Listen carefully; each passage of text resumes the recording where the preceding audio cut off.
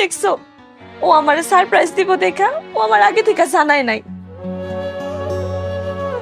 জানো, যদি আজকে না আইতা তাহলে তো আব্বা আমার বাড়ি থেকেই বের করে দিত। দিতাম, এটাই সত্য। তুমি বিদেশে আছো এত বছর ধরে, আমার মায়াটার আমি বিয়ে দিতে পারতেছি না, আর কত সহ্য করুম? আব্বা, আপনি কোনো চিন্তা করেন না। আমি বিদেশ থেকে একেবারেই গ্রামে চলে আইছি। লতার বিয়া আমার সাথেই হইব, আর খুব শীঘ্রই আমি আমার পরিবার নিয়ে আপনার বাড়িতে বিয়ার প্রস্তাব নিয়ে আসবো। সেইটা পরে হইব। একবারে যখন চলেই আসছো, টাকা পয়সা কিছু পুঁজিপাতি করছো তো নাকি? বিয়ার পরে আমার মায়েরা সিকিউরিটি দিতে পারবা তো? আপনাদের দুয়ায় আমার ব্যাংকে 10 লাখ টাকা আছে,